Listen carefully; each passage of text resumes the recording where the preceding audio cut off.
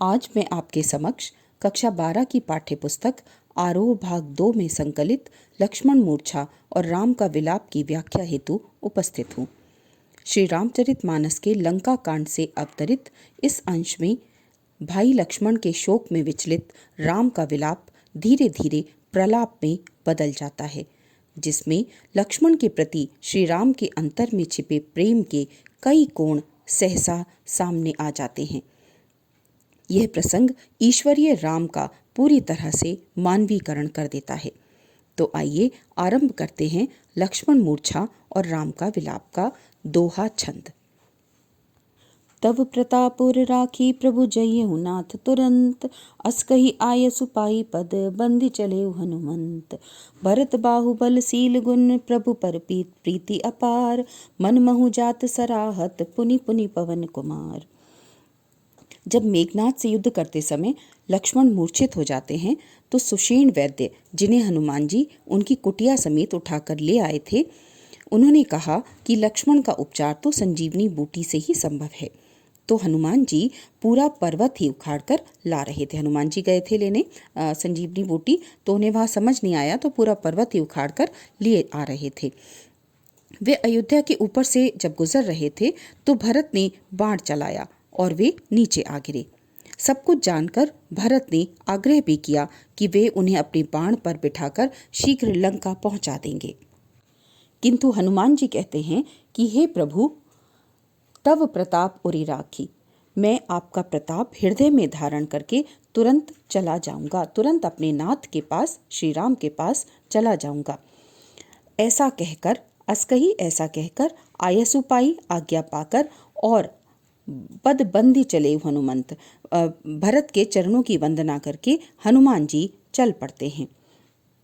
भरत बाहुबल शील गुण प्रभु पद प्रीति अपार, भरत के बाहुबल, शील स्वभाव, गुण और प्रभु के चरणों में अपार प्रेम की मन ही मन बार बार प्रशंसा करते हुए हनुमान जी चले जा रहे हैं।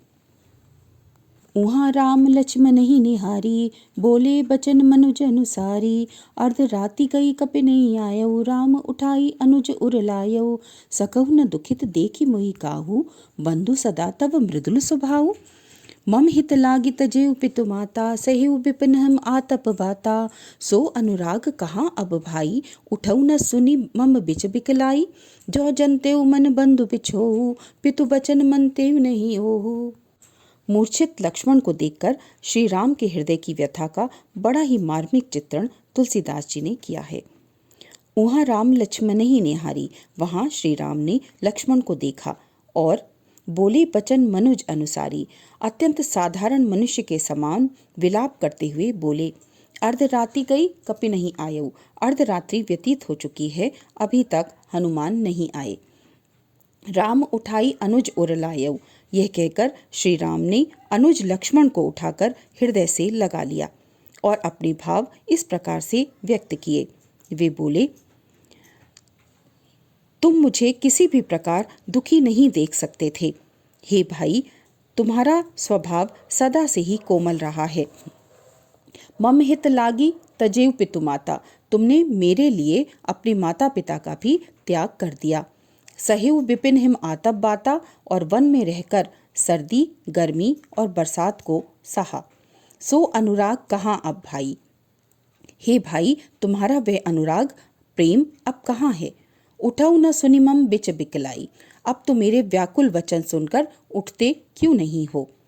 जो जनतेउ मम बन बंधु बिछोहु, यदि मैं जानता कि वन में भाई से विछोह हो जाएगा, वियोग हो जाएगा, तो पितु वचन मनतेउ नहीं ओहु, तो मैं पिता का वचन कभी नहीं मानता। माता कैकेयी को राजा दशरथ ने जो वचन दिया था उसी का पालन करने के लिए श्री राम वन को गए थे। तो उन्हें लगता है कि अगर उन्हें पता होता कि लक्ष्मण का विछोह हो जाएगा वन में, तो वो कभी भी अपने पिता का वचन नहीं मानते। सुत पित नारी भवन परिवारा, होई जाहि जग बारही बारा। अस विचारी जिय जागहु ताता, मिलई न जगत सहोदर भ्राता। जथा पंख बिनु खग अति दीना, मणि बिनु फणि करि बर करहीना। अस मम जीवन बंधु बिनु तोहि, जो जड़ देव ज्यावे मोहि। जयऊ अवध कवन मोह लाई, नारी हेतु प्रिय भाई गवाई। बरु अपजस सह तेहु जग माही, नारी हानि विशेष क्षति नाही। श्री राम अपने अनुज लक्ष्मण के लिए बहुत व्याकुल हैं और ऊपर से हनुमान जी अभी तक आए नहीं हैं। एक बहुत साधारण मनुष्य के समान वो विलाप कर रहे हैं और उनकी व्याकुलता का बहुत ही मार्मिक चित्रण तुलसीदास जी ने किया है। सुतबित नारी भवन परिवारा, रामचंद्र जी कहते हैं कि हे प्रिय लक्ष्मण, इस संसार में पुत्र, पत्नी, धन और परिवार हो ही जाही जग 12 ही 12, ये तो बार बार संसार में आते जाते रहते हैं। किंतु अस विचार जिय जागहु ताता, मिलई न जगत सहोदर भ्राता। किंतु इस संसार में सगा भाई पुनः नहीं मिलता। अस विचारे जिय जागहु ताता, ऐसा विचार करके हे भाई तुम जाग जाओ। जथा पंख बिनु खग अति दीना, जिस प्रकार पंख के बिना पक्षी अत्यंत दीन है। मणि बिनु फणी, मणि के बिना नाग, करि बर करिहीना, और सूंड के बिना हाथी अत्यंत दीन है। उसी प्रकार असमम जीवन बंधु बिनु तोही, उसी प्रकार हे बंधु तुम्हारे बिना मेरा जीवन भी अत्यंत दीन है।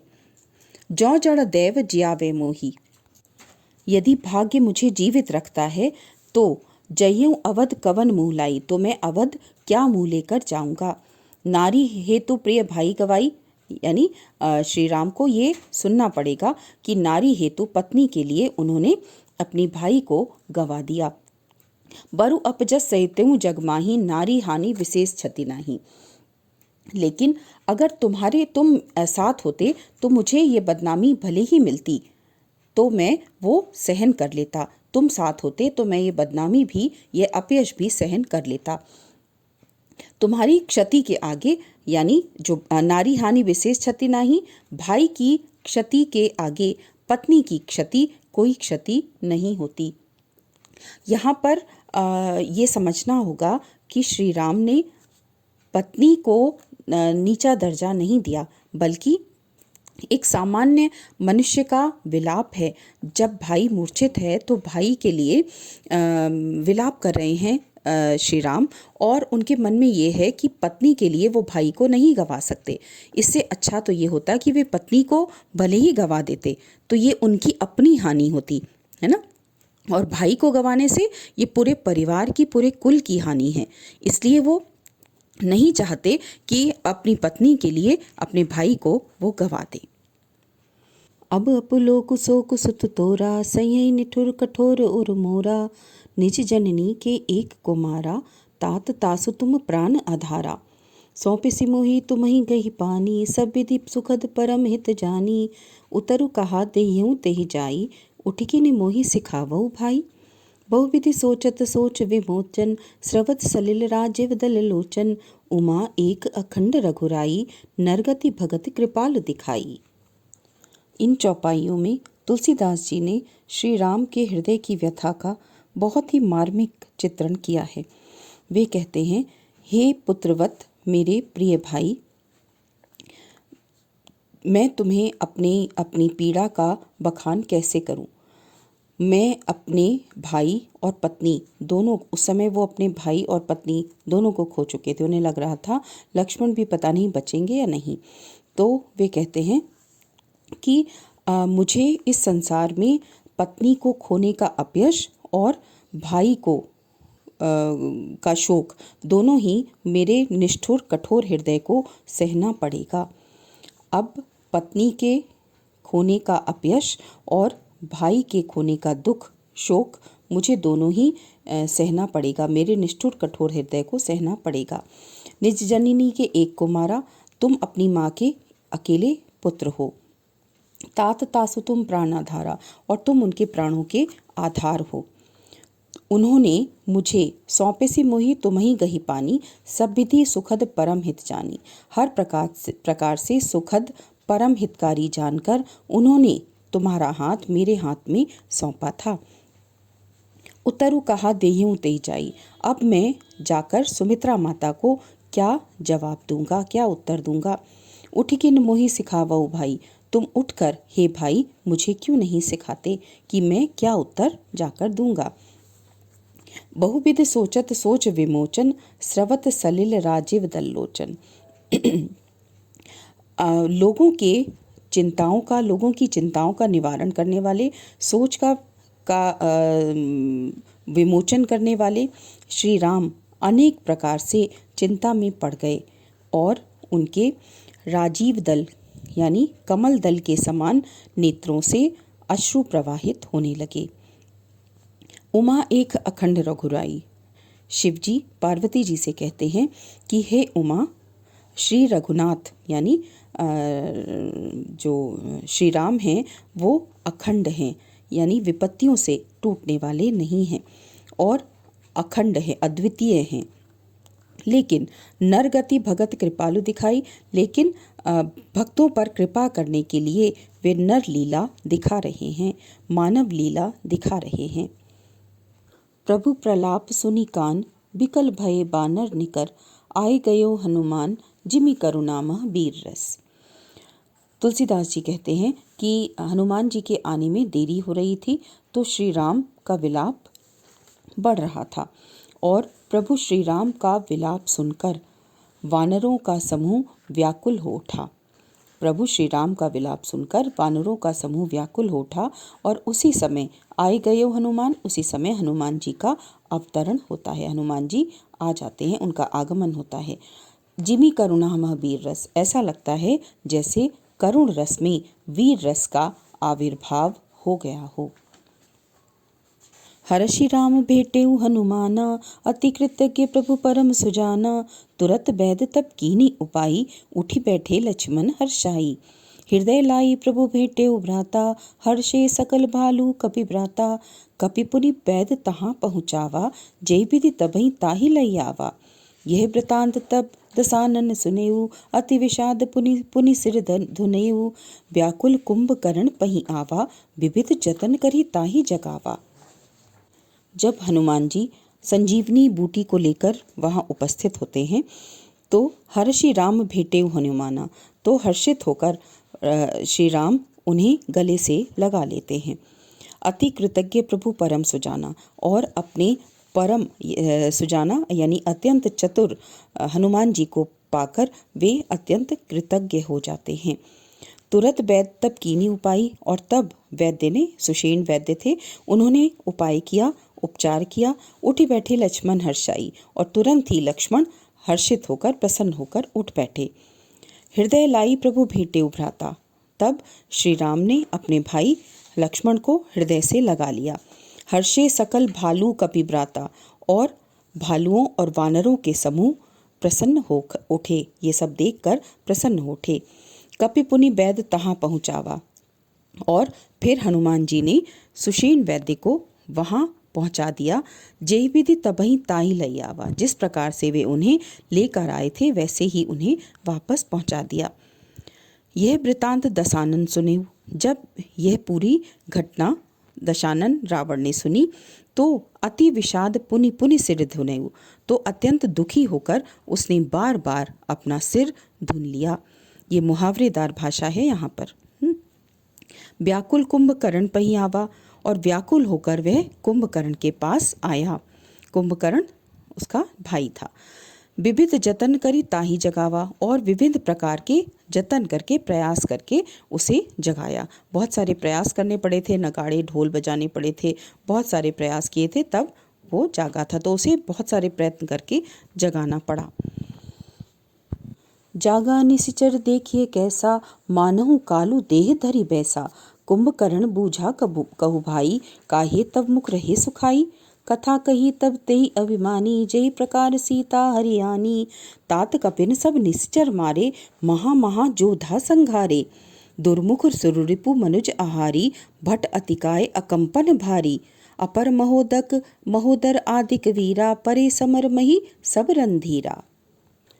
रावण के प्रयास करने पर कुंभकर्ण जागा, और जब वो जागा तो वो इतना विशालकाय उसका शरीर था, वो भारी शरीर का था और भयावह शक्ल का था। तो ऐसा लगा जैसे साक्षात काल ने यानी मृत्यु ने ही शरीर धारण कर लिया हो। कुंभकर्ण पूछा कहु भाई, कुंभकर्ण ने अपने भाई से कहा, पूछा कहो भाई, काहे तब मुख रहे सुखाई, तुम अपना मुख क्यों सुखा रहे हो, यानी दुखी क्यों लग रहे हो। कथा कही तब सब तेहि अभिमानी, तब उस अभिमानी रावण ने सारी कथा कह सुनाई। जही प्रकार सीता हरियाणी, जिस प्रकार से उसने सीता का हरण किया था, सीता जी को हरण करके वो लाया था, वो सारी कथा कह सुनाई।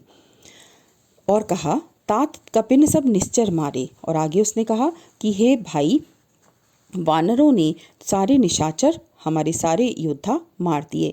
महा योद्धा संघारे, बड़े बड़े योद्धाओं का संहार कर दिया। और वो कौन से योद्धा थे, आगे उनके नाम हैं। दुर्मुख, सूररिपु, मनुज आहारी यानी मनुष्यों का भक्षण करने वाला, भट्ट, अतिकाय, अकंपन भारी, अतिकाय और कंपन जैसे वीर योद्धा भी मार गिराए।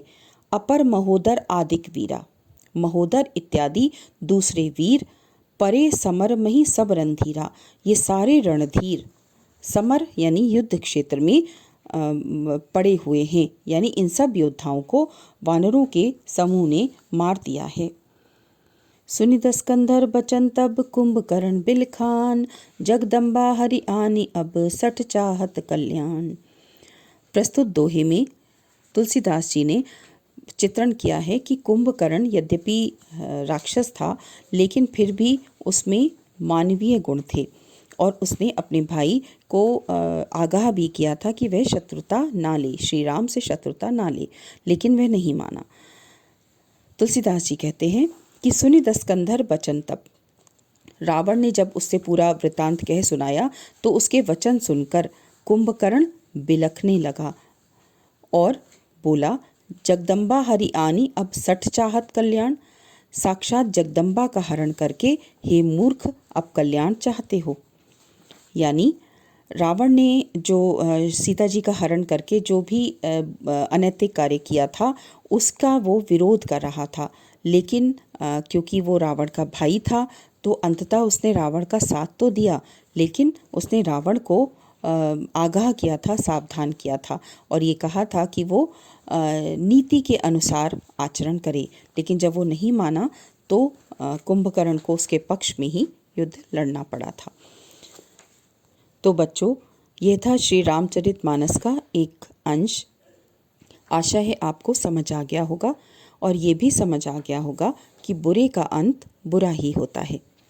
तो समय रहते अपने कर्मों को सुधारने के संकल्प के साथ हम विदा लेते हैं। अगले वीडियो में फिर भेंट होगी। धन्यवाद।